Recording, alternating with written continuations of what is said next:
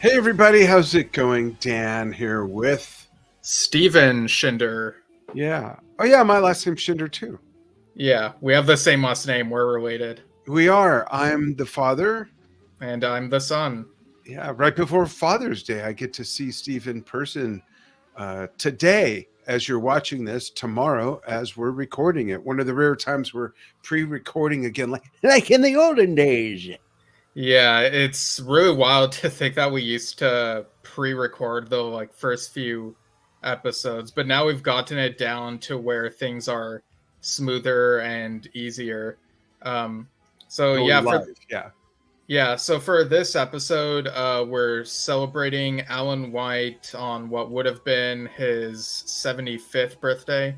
Wow. And to do that, well, you actually suggested this, Dad, that we bring back that game we've tried once in a while called AntithesYes. And the way that this game works is one of us says the title of the yes song, and the other person says a yes song that feels like the opposite of that.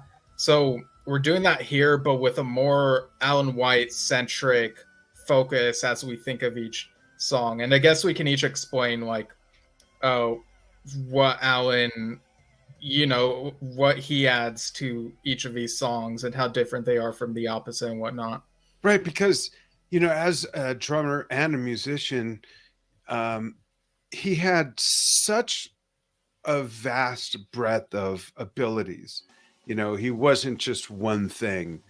Even though he brought a very distinct sound when he replaced Bill in Yes, it really changed the Yes sound in a lot of ways. And that doesn't mean that it was just he brought one thing. He brought a vast assortment of tools and flavors and colors and textures and everything. So that's why it to me it made sense to play this game, because there's so many different Alan Whites within Yes music, if you will. Even if we just take the Remembering, for instance, and you look at the different parts of that epic piece of music, there's different things there. If you look at Wondrous Stories versus Going the One, two songs on the same album that are the drumming and the music's completely different. So that's what the concept is. And we'd love for you to chime in the comments as you're watching this with some, and we'll go back and review them and everything too. By the way, one of the reasons we are pre-recording this is because, I think I mentioned it already. No. Yeah, I think you did. Yeah, we're meeting up. I'm traveling. Well, we're each traveling from our respective places to go visit my brother, your other son, Alex, and In San Diego. So it yeah, just wasn't conducive to do the show there. Plus, we want to party with him and his wife. So, yeah. All right. So you go first. Okay, so I'm gonna start with, this is maybe a wild card because it's maybe not an obvious one, but I feel like Wonder Love from Open Your Eyes.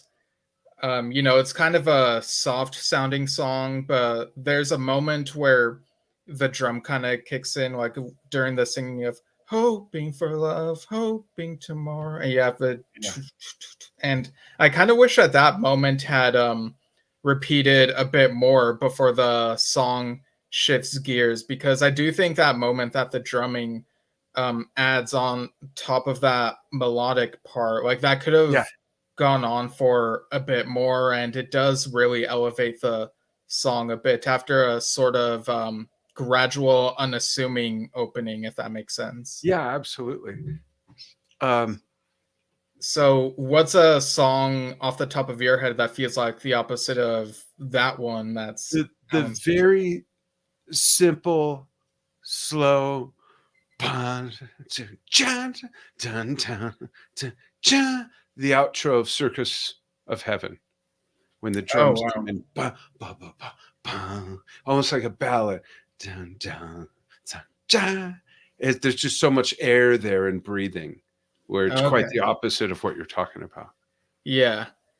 Okay. Yeah, cool. So mine is actually Alan's embellishments and adaptations to this feeds into your idea that you infused into this game, which is it doesn't have to be, you know, a whole song, but even sections. So if you listen to Yes songs, and you listen to Yours Is No Disgrace, where Alan totally fills up what is normally the empty parts on the studio version.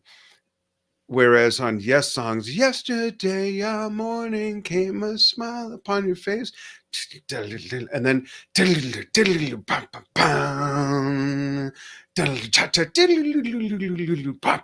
he just fills in those little gaps with those fills that on the album there's virtually nothing at all there.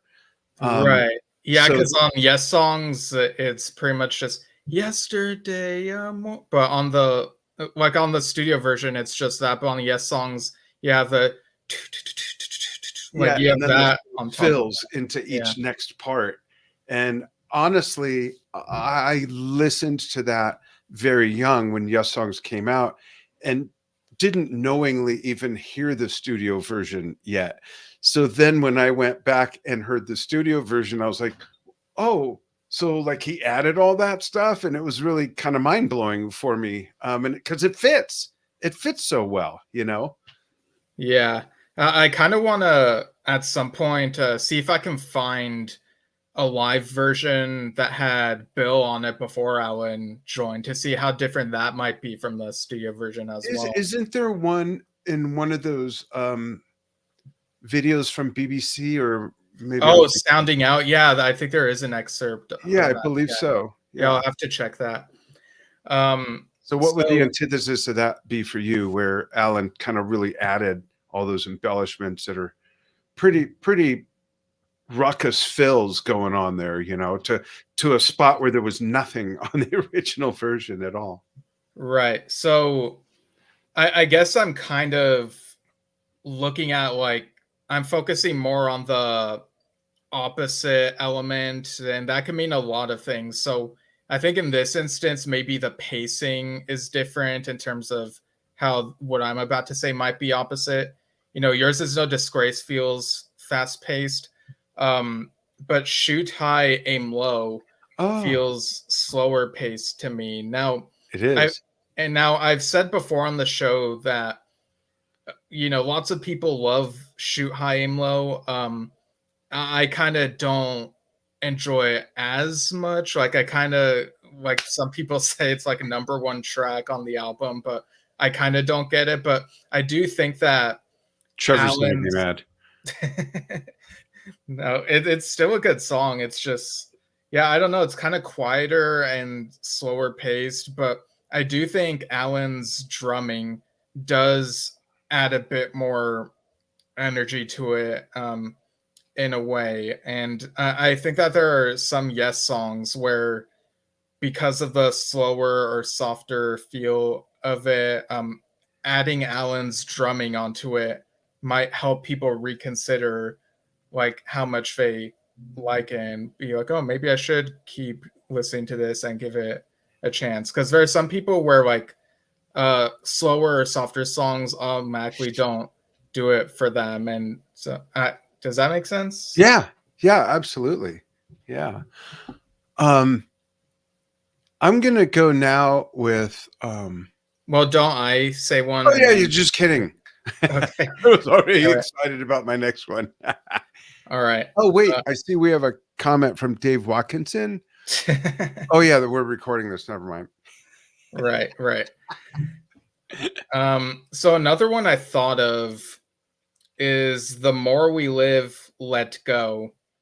Oh It begins, it's a very mysterious sounding song, and I think beginning with is it cymbals or is there a gong? Like the beginning of it has like a very it's kind of yeah, echoey and it's yeah, kind like cymbal rolls. Yeah, yeah, like it really sets the tone for the song and yeah. like the overall mood of it. Ba-da, yeah, I haven't heard that in a while. Now I'm inspired to put that on. Yeah, I love that song. Yeah. Yeah, I'm thinking now. I got Chris's voice in my head, which is just spectacular in that song. Yeah. That's a good one. Um, Another one that where he leaves a lot of air in there and lets the song breathe through. Um, I'd say the opposite of that would be one of my favorites that I was going to use for the next thing, and uh, yeah, I'll go with Miracle of Life, where he really, fills it up before it comes down, right before the singing. But that whole intro after that, Oh yeah, you got the do do do do do do do do do. Hold on to the miracle, like just love that song. Yeah, Yeah. yeah. Yeah, that's a great one. Yeah. So how about one I thought of earlier is the only song I believe they ever recorded, and this is intentional, um, that and being that it's a tribute to Bob Marley, has a reggae, flavor to it. The Messenger. Oh yeah.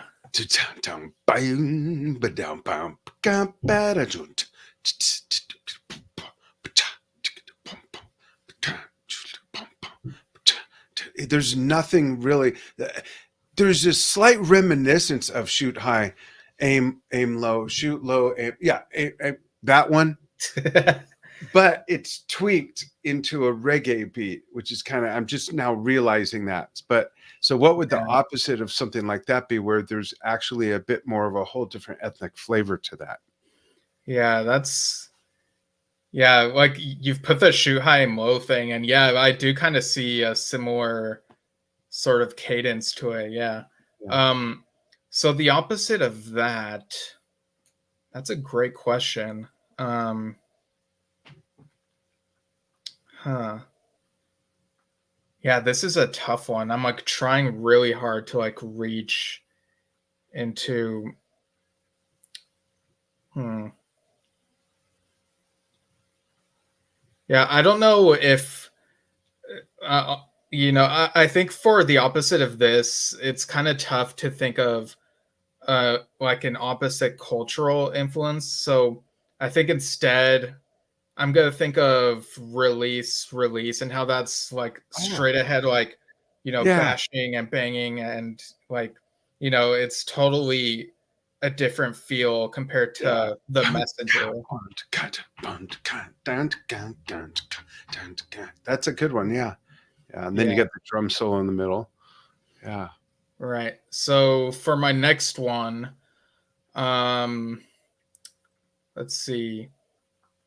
I'm gonna say this is another like probably one you wouldn't think of, but "Run Through the Light." It's Oh, wow. yeah, it's it's Now a probably the everything is okay. yeah, it's a quieter song, but I do think that Alan adding the like as subtle as it is does add a bit Oh, yeah. more to the song. Maybe it would have felt a bit more like you maybe like a ballad, a bit more like a ballad if it didn't have that bit in there, if that makes sense. Yeah. So you talk about the beginning part as opposed to when the beat gets going into the basic straight 4/4 beat. Like you're thinking of pum, kum, ka, where the diddle-doo, doo, pum, kum, ka, where there's that part. Is that the part you're talking about? Yeah, I think Because when it's the song gets going and it goes run through the light, it's very straightforward. So which part are you yeah, talking I think it's when I'm running through the song in my head. So about? Trevor is like, I asked my love to give me shelter, and then I think the Yeah. is there. Right. It's either there or whenever that repeats later. So Yeah. it's one of those. Okay, so that's a good one. So I'd say the opposite of that is something um, very straightforward, and I'm going to go with, and also much more toned down, because that's really like bam right in your face, right? Mm. It's just, again, even in that part alone speaks to the production leap of drama from Tormato. I mean, just that one part alone, even the whole different universe, that drum sound. I'm going to go with Imagine that he recorded with John Lennon. Oh, wow. Yeah, It's I just, was expecting that. yeah, nice, soft, straightforward 4/4. Yeah. Dun, dun, dun, dun, dun, dun, dun, dun, dun, dun, dun, dun, dun. Yeah, just more in the background. Yeah, that's a good one. I saw the Royal Affair tour, they performed that, and it was like a nice acknowledgement of, Alan's past history and also just British music in general. I saw that recently. There was at least one Yes concert. I don't know if maybe it was in Liverpool and this was why, but they played a little bit of the Beatles' I Feel Fine. So, Oh, yeah, so I guess maybe you could see like acknowledgement of Beatles ties as a sort of tribute as well. Yeah. absolutely. Yeah. Right. So whose turn is it now? So you Mine. said okay. Oh, yeah. Right. Yeah, Yeah. yeah, it's your turn. Okay. So I'm gonna go with it's weird. So this has been bugging me, so I have to bring this up. A little pause in the action if we can. You can't hear this noise, but do you see what that candle's doing on the right? Yeah, it's kind of flickering. Yeah, it's a wooden wick, but it's making the sounds going.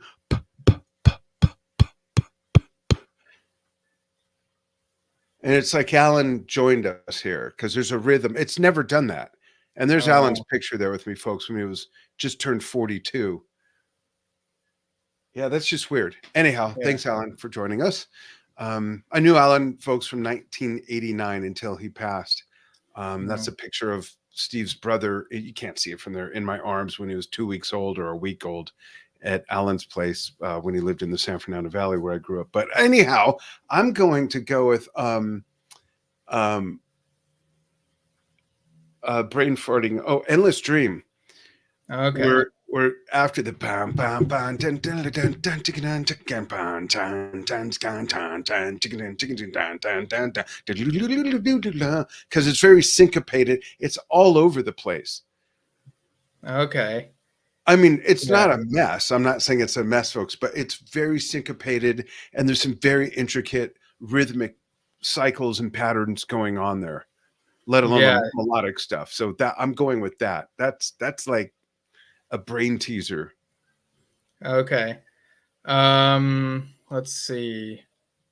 I guess the opposite of that. Almost anything. But- yeah, well, I mean, a really simple one would be like maybe Time is Time, but Oh, wow. y- Yeah. yeah, but again, like I feel like his presence elevates those sorts of songs at least a bit, because Yeah. I without loved it, the yeah, acoustic version of that on the 35th anniversary tour. That was just beautiful. And he's playing not with yeah, drumsticks, but what are called rods. I wonder if I have a pair. I don't have a pair up here, but they're it's a bundled little rods of sticks basically, and it just gives a whole, not quite brushes, but it just, that the sound of that was just great. And Steve on the slide dobro guitar, yeah, it's just a beautiful piece, and it was done so well live. yeah. So for my next one, this might be kind of a curveball, but And for my the next pick, but the bluesy acoustic version of Roundabout that they did on that tour. oh yeah, the Chicago bluesy version, Yeah, he did a great job adapting to that that style sort of for that song. shuffly thing. So I'm gonna go with um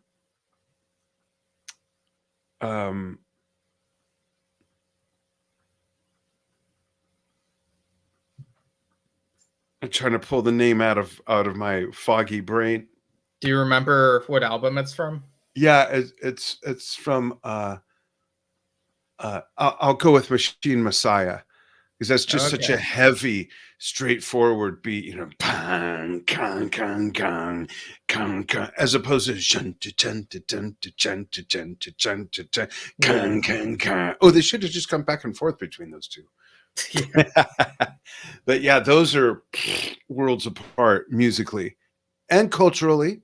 Culturally, Yeah. you know, if you really look at it. Yeah.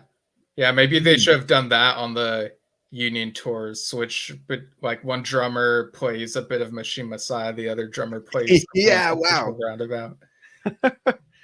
Um, that was a good one.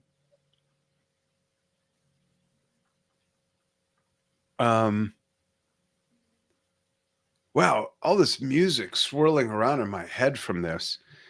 And I don't know why I'm having like a sticky moment with titles for some reason. Yeah, you're thinking more of the music than the titles at the Yeah, moment, yeah. yeah. And normally that stuff's just like right there for me. So bear with me here, folks. Um, Maybe you could, like, verbalize the sound, like so how I'm gonna go switch gears to something that I know the title of. Um, if we take the battle scene in Gates of Delirium. Okay. Yeah.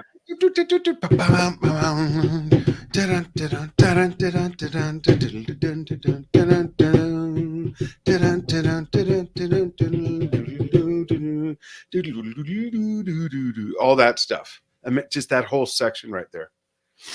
Yeah, it's appropriately chaotic and warlike, like, Yeah. yeah, yeah. You even got the suffering in there is almost kind of haunting. All those voices in the Yeah, for background and all sure. that crazy stuff. Again, I was how old was I when that came out? I was 13, 12, and it Well, was it a came little out 74, so it would have been 11. yeah, so it was a little freaky with headphones on and then Yeah, hearing the suffering and the because that's it depicts what it is so well. You know, that's a really great example of the theater of the mind, it creating that. It was I pictured burning bodies and just anyway. What would your antithesis be of the war scene, the battle scene, war scene in Gates of Delirium? I guess the antithesis that comes to mind is turn of the century, you know, it's Oh, a s yeah, I mean, I know it's a sad song for a huge chunk, but I feel like at the end, there's kind of this hopeful sounding moment, at least in terms of the yeah, music, you know, the do do do do, and you have the yeah. Jabum, jabum with the timpani. Yep. yeah, yeah, That's a great one. Good one. yeah.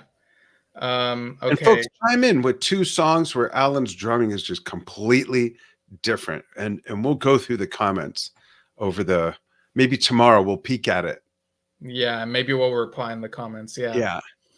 Um, so another one that comes to mind for me is Dreamtime. You know, Oh, yeah, it's very energetic. Look at the yeah. And the timpani drums, it's very orchestral, symphonic, actually. Yeah. yeah, yeah. Yeah. Oh, wow. That's a good one. Okay. So that against um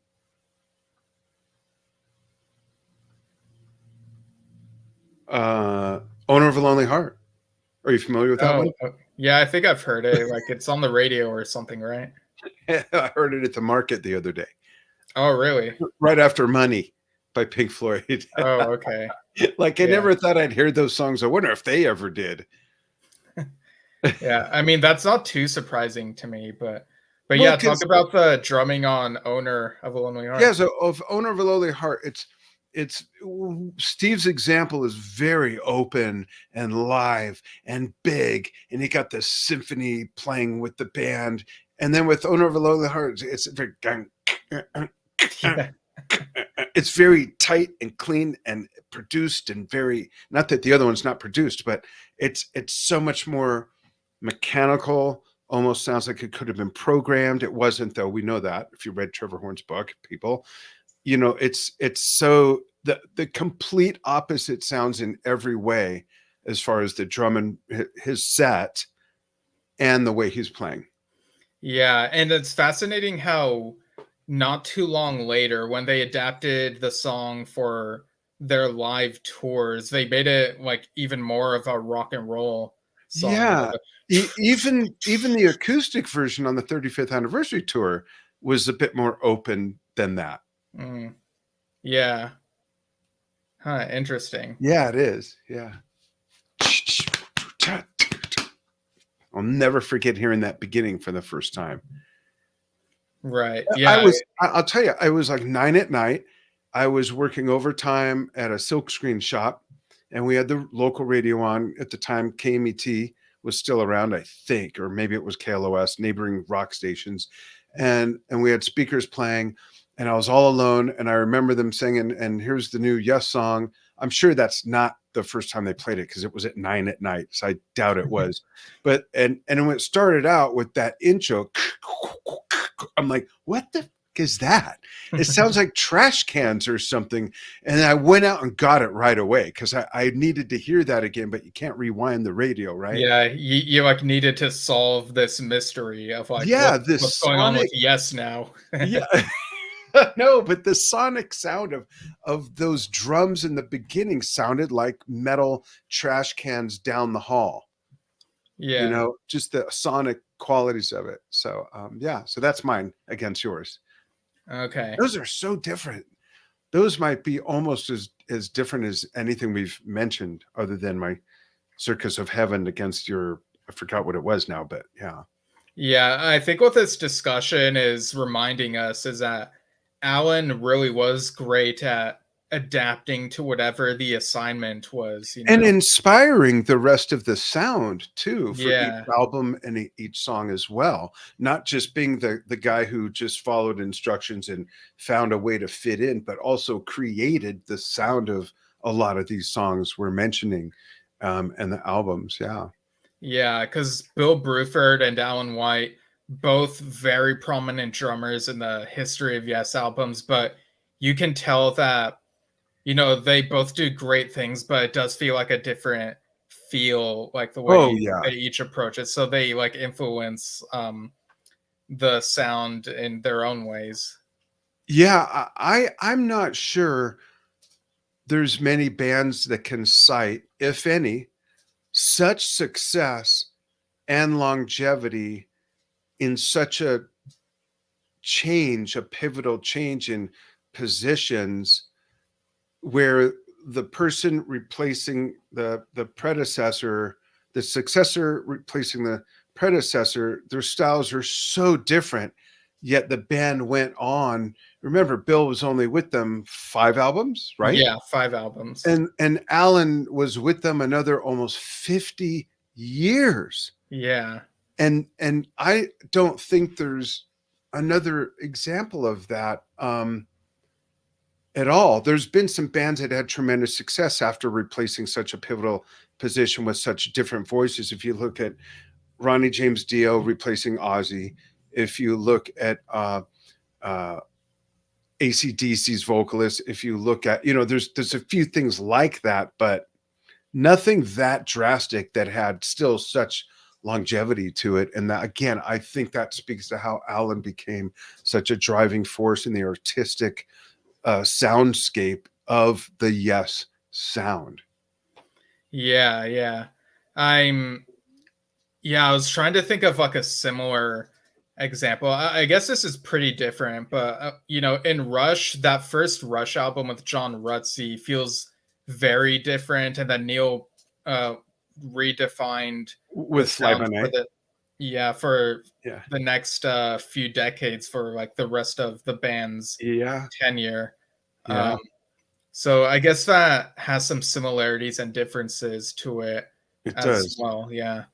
If you think of Alan's first studio recording assignment, he did Yes songs and then Tales from Topographic Oceans. Yeah, they So, gave him an AP calculus test on the first day of, yeah, like like, basically take math. everything you've ever known how to play and put it in this thing we're doing.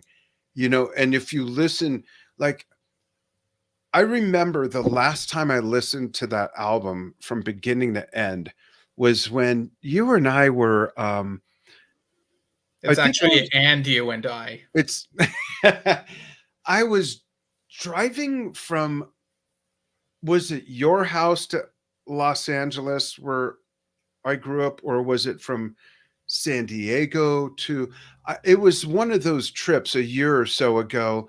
And remember, coincidentally, when I heard the Remembering, I hadn't listened to that in a while, and I played it like 3 times, and I kept calling you and pointing things out. Do you remember that? I do remember the phone call. I just don't remember the context of what Yeah. was And going on. my point is, like, I wanna ask people, if you're a fan of Tales, when was the last time you listened to that from the beginning to end, all 4 sides without interruptions, without a couple days later, now you listen to the Ancient, and then a couple days, just sit and listen to it. No acid or mushrooms required. It's all built into the music and the lyrics and the cover.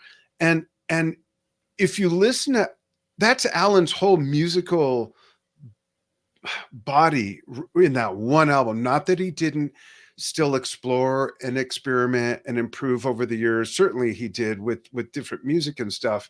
Um, look at Lift Me Up, and using electronic drums and everything. And then it was Bill that emulated that part on Yeah. the Onion Union tour. But if and then take the fact that Tales came out in like 1891 or whenever it was, and it's just, to me, the best example of someone's wide breadth of musicianship on one album. And you could say that about Alan. You could say that about Steve, definitely. You could say it about Chris. You could say it about John. Rick would probably completely be insulted if we said it about him. But you do hear, well, seriously, but you do hear glimpses of different points of Rick's vocabulary on that album. But for the others, I think everything they ever knew how to do is dumped into that album. And the best Yeah. thing about that is it's not a mess. It's not like they said, let's take everything we know and just barf it out into this thing. It's very well, yeah, there's some stuff that people might argue where there's a lot of padding, as Rick used to say, or, I think those are some of the phone calls where I said, I think the Remembering could be about 8 minutes shorter if they did this, this, and this. But it's not that any of it's bad. There's just some redundancies that maybe in hindsight didn't have to be there. I know this doesn't come out nice, but if my point is there's so much there that if I wanted to introduce someone to Alan's playing, I'd say you gotta listen to all 4 sides, and you can only get up to go to the bathroom, and that's it. Yeah. I mean, whenever I listen to that album, I have to listen beginning to end. I don't do like one side at a time or whatever. Yeah. And you've just reminded me that I have that vinyl version of Tales that I got from Amoeba Music last summer, and now that I have a record player, I can try that out sometime in the near future. I kind of have like an order that I'm going through with these records on this record player. So That's yeah. cool. I'm really, folks, into, Steve knows this because we work together, of course.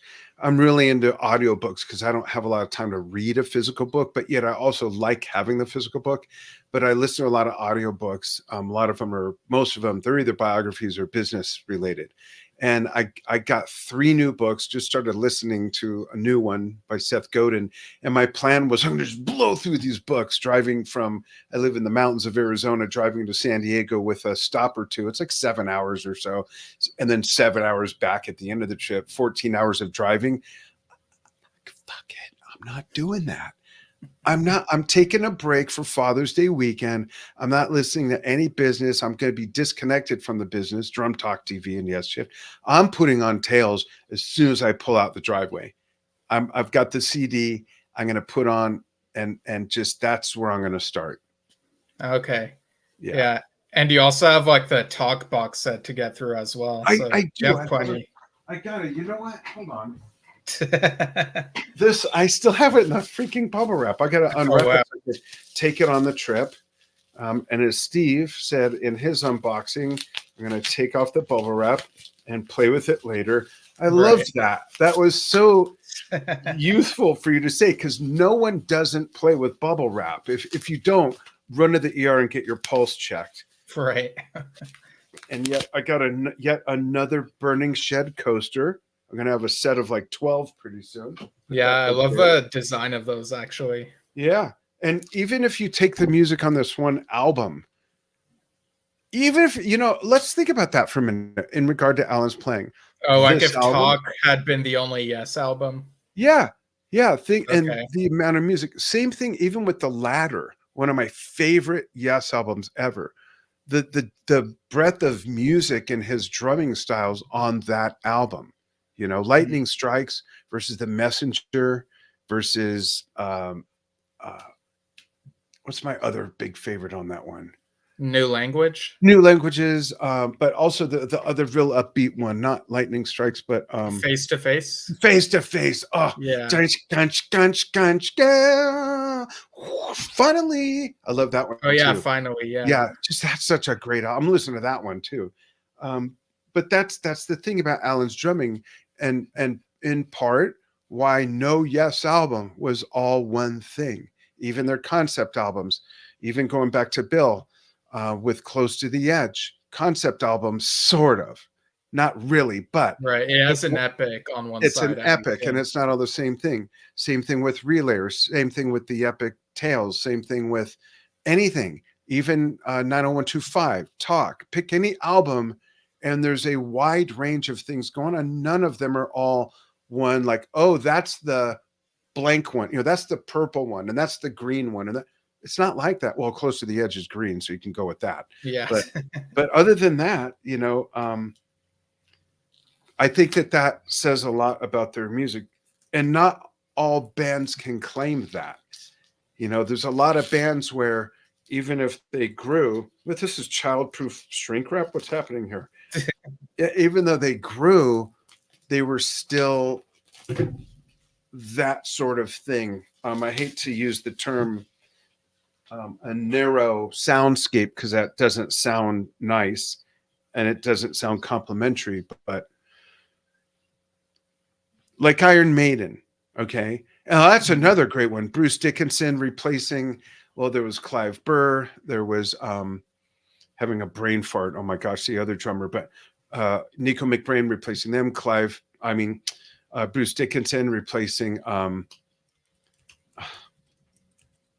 the original vocalist. Wow, where's my brain? I'm halfway checked out for my little holiday. That's what it is. Another example where they went on to have great success. But Iron Maiden is Iron Maiden, and they're the best at being Iron Maiden. But I think Yes and Led Zeppelin, I would argue, are just, put on physical graffiti. There's every alphabet of music on there in the Led Zeppelin language. If you look at In My Time of Dying and Trampled Underfoot versus Bron Yr and Down by the Seaside. To me, there's that same comparison with Yes, that they just did what they wanted and it always worked, I think. Yeah. Something for everybody. Ooh, this is cool. It's like a little library. Yes. Wow. Yeah. Oh, this is going to be a deep dive. And just my wife's going to have to slip food under the door or something. This is going sort of off track, but it's certainly Alan and Yes related. Yeah, you're like looking through the CD sleeve. Yeah, this quote, I'm going to read it. It says, it must be by Trevor, I think. And I turned around and for the first time looked at John and he was crying. Oh, wow. I think Trevor mentioned that in one of our interviews with him. You went in and started working with whoever was there. This is great. Oh. They would literally fly guys out in the white coats and they'd take notes at the back of the studio. Do you remember what that reference is, Steve?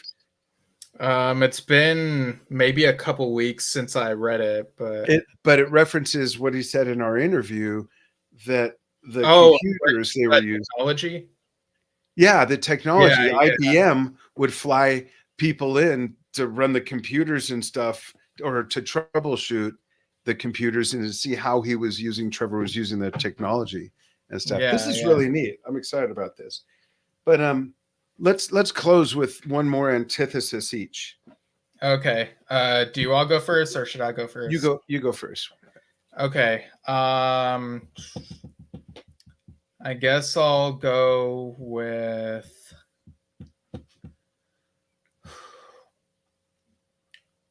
Yeah, I'm just like thinking all over. Okay, how about Into the Storm from Fly From Here? You know, you got the Yeah. yeah, it's like very energetic. Yeah. And dramatic. Yeah, I'm gonna which go is with fitting. yeah, yeah. I'm gonna go with one that's more I'm gonna say very happy Okay, sounding, and so Gates of Delirium. the battle scene. We did that. That's funny. No, I'm gonna go with something that is very happy and uplifting, and it's due to Steve's melodicism and Alan's bouncy beat. I'm trying to get the name of the song. Is it from the ladder? No, it's from Keys Studio. Oh, okay. Ban dam Um, bam bam bow, diddle diddle da oh, Bring diddle Me to diddle. the Power. Yeah, diddle diddle diddle down down down da da da do diddle diddle. That's such a happy-go-lucky skipping down Yeah, the street song. yeah. That's a weird one, but yeah, Yeah. it's quirky. It has a. Doodle doodle It doodle even has doodle like a doo. mood change. Like once it gets into. Totally. If we don't give them the Yeah. keys, like how's that the same song? It's Right. wild. Yeah, And that's a whole other game we could play. How is that the same song? yeah, Um, yeah, we could do that. And all of Tails counts as that. So let's just yeah. put Like that over there. each side of Tails qualifies for that. Absolutely. Yeah. Well, Alan White, he would have been 75 June 16th, Or June 2024. 14th. 14th, 2020. I'm thinking of your brother's birthday 2 days later. Right. Yeah. Um, wow, 75. Um, got the call to play with John Lennon at like 19 or 20. Got picked up by Yes. Played with a lot of other great artists in the meantime. Leon Russell, Joe Cocker. Um, just a tremendous career, a tremendous mark on music, and a tremendously nice guy, down to earth, nice guy. I've told the story many times when I went to his house and he answered the door in speedos and a scuba tank on his back. He was going to go next door and go down to his neighbor's pool and clear his drain of some leaves or something like that. Yeah, and it kind of makes one wonder, like if he had not been recruited by Yes, what would he have ended up doing? But and ultimately, we can never know. So it's Yeah. just we were just so lucky to have him in Yes and Well, contribute a lot to it. yeah. On that note, can you think of? Did they have anyone else on their list? Not that I'm aware of, or Yeah, I don't think we've I ever heard. think they considered Phil Collins, perhaps. You're right. Yeah, Yeah. Um, that's right. The other thing about Alan is he always took time with fans. I remember you were there at the 2020 NAM show. yeah. We had him booked to come to our booth. I was going to interview him. I gave him the award, the first Drum Talk TV Prague Legacy Award, and Gigi, his wife, and I had our wires crossed, and she understood it to be a different day. So we had about 120 people lined up to see him, and he wasn't coming that day. We had to tell everybody, please come back tomorrow. He'll be here tomorrow Yeah. at 2 o'clock. Same thing. Everyone came back, had a line. Now that gave them a chance to go home and get some memorabilia for him to sign too. So a lot more people had albums and programs and things like that. And people waited a good, like, do you remember? It was a long Yeah, time. yeah, I don't remember that change actually, but I mean, a lot has happened since then. Yeah. I mean, that was before everything, and yeah, but COVID that, being that everything. Yeah. But yeah, people were in line for about, see, I remember this. People were in line for, I want to say at least an hour and a half or 2 hours. And I was getting nervous that people were going to start to get a little impatient and mm, restless. And a CBD company that was one of our sponsors for the show gave us these little, like the size of this stone, samples of CBD topical cream for paying. Right. We had about 200 of those. So N just said, let's just pass out a bunch of these. And we did. So we start just passing these out and talking to people. So why are you here to see Al? Just to kind of keep people busy and stave off the mob, right? Because you never want the mob to rule. And then Alan showed up and he did the interview, and then we sat him at a high top hat table. We got plenty of pictures that your brother took of that. Alex was our photographer that year, and he took time until the line ran out. He must have sat there for an hour signing stuff, talking to people. And it's great to see someone of that stature do that, is my point. Again, it just speaks to the kind of person that he was. Yeah, definitely. And Gigi being so patient and not hauling him off, Right. Yeah. So thank you, Gigi, for just everything, and all the music Alan brought to the world will live on forever. And what can you say? It's fair to say that Alan White is Yes. Yeah, I mean, yeah, each Yes member adds something, but Alan was there for a lot of it. Yeah. Alan was there had the longest run of any member. Yeah. Almost 50 years, just shy of a few months of 50 years. That's crazy. Yeah. Who holds a job that long? Yeah. So anyhow, any closing words from you, Steve?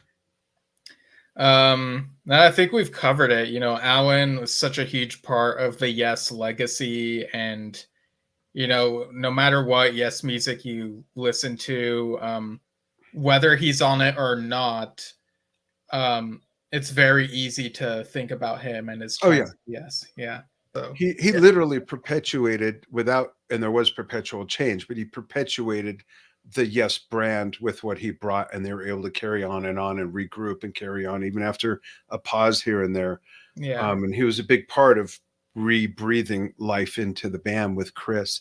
But I would challenge anybody to, whatever Yes sensibilities you have, go listen to something that either you've never listened to by Yes, or something you've listened to but didn't think it was for you now that you've had a break from that, and just kind of rediscover some of their stuff in the context of what you already do like. And I think you might be surprised to rediscover with new ears, like, wow, they really did create pretty much anything.